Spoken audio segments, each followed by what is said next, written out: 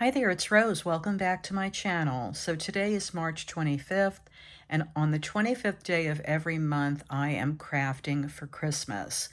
So I decided to do this to dig into my Christmas stash and make sure that I use it and get a jump on, my Christmas projects for the year. So that way, when we get closer to Christmas, I'll already have some cards made and some tags made and some other things. So that's what I'm working on, and it's going to be a great way to use the stash that I have, and then inevitably I find a new collection as we get closer, and I can add something to my stash without feeling too guilty and overwhelmed. So this month, let me show you what I'm using first of all, and then I'll show you what I've created.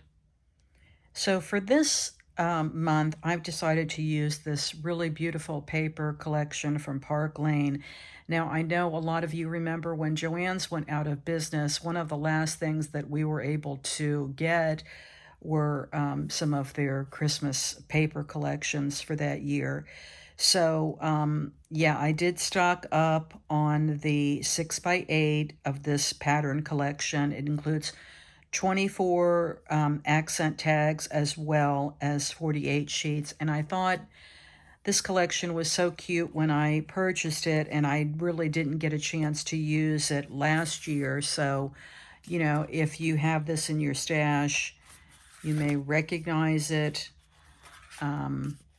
And, now's a good time to break out your Christmas stash and use it. So the papers are really, really pretty. I love the designs. I especially like when they include plaids, and this softer teal is always fun. And there's a little bit of pink in this, but a lot of the primary red and greens that I like. And of course, this collection had the most adorable Santa and different versions of this Santa on several of the papers, as well as some gingerbread. So if you're a gingerbread fan and a Santa fan like I am, I always do at least one or two with Santa, and this one was especially cute. In fact, I was really sorry when Joann closed and I knew I couldn't get any more of this, but I did get a few of the pads as well as the ephemera. And look at this cute snowman too, just adorable.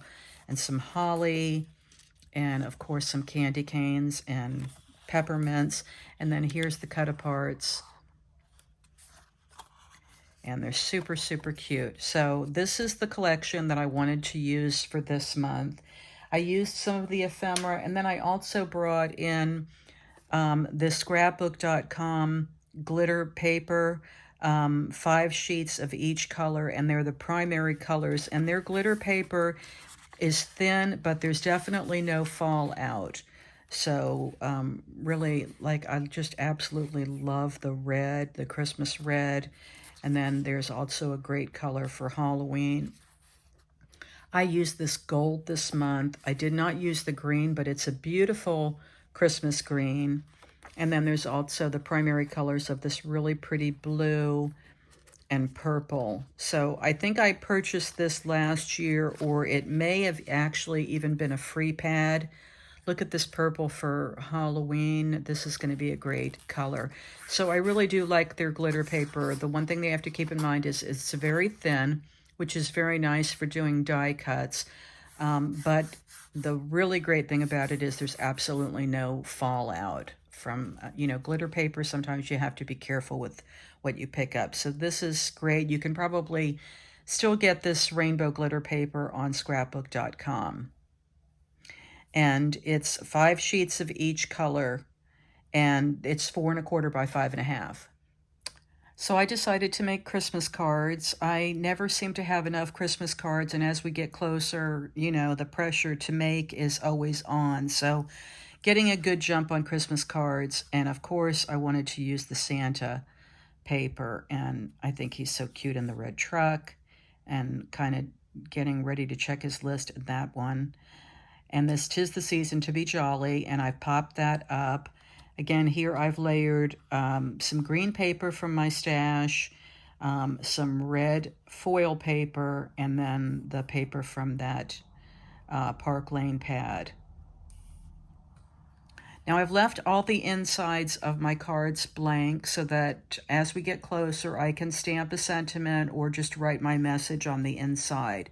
These are all 4 1/4 by 5 1/2 A2 size card, and they're very easy for mailing.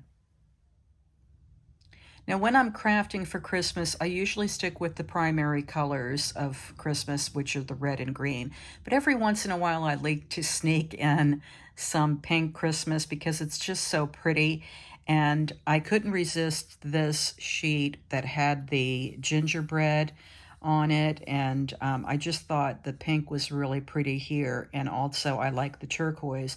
So what I've done is I've layered, my first layer is a pink or kind of almost a fuchsia matte, and then as close to the turquoise as I could get, and then the really pretty paper that had the gingerbread. And I popped up the season's greeting sentiment, and then I just put that gingerbread cutout flat. And then I've added some pink gems there. And I just think that combination is really, really cute. And it's especially sweet if you have someone that doesn't celebrate Christmas, the season's greetings, and the pink and turquoise is maybe a little bit more appropriate. But I think it's just adorable. Now for this card, I used a craft card base because this paper with the little houses was on craft. So, and I had the Happy Holidays sentiment that I wanted to use. So I've used a craft card base, then a white layering piece to bring out the white from the houses. And then I wanted to bring in some green for the Happy Holidays, which is a green sentiment. And then the trees I've stamped and cut out and glittered up. Hopefully you can see all the glitter that I've added to those, along with just some stickles. Here I've added some Echo Park little enamel dots, and I think this color combination is really, really pretty. And again, the card bases, the insides are all blank, but perfect for getting ready to stamp a sentiment or write one. Now for this one, I've also used the craft card base, and then that's sort of to bring out the gingerbread here, but here you've got the adorable Santa mugs, which are classic and my favorite, along with the ribbon candy and the peppermints and the candy canes. I think this paper is really probably my favorite. I think it's so, so cute. And I like that the background is black. It really makes the images pop. Here I've added one of those glitter sheets from the scrapbook.com paper pad. You can see the glitter when I hold it up close there. And I've added some little red gems, and then this Merry Christmas I've popped up. For my final card, I used a white card base, and then I used a piece of gold glitter paper from the scrapbook.com.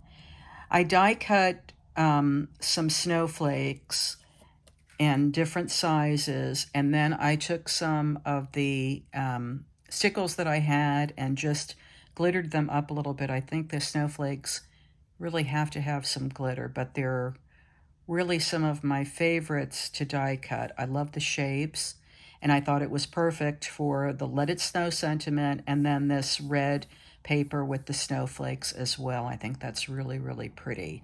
So hopefully you can see all the glitter there. I don't think it's photographing as well as it looks in person, but super cute. So all in all, I created 5 Christmas cards for this month. It's fun to get a jump start on my Christmas crafting. I hope you enjoyed taking a look. Let me know if you had a favorite card of what I created for this month. I'm wishing you a great day. Thank you so much for watching, and I'll see you next time.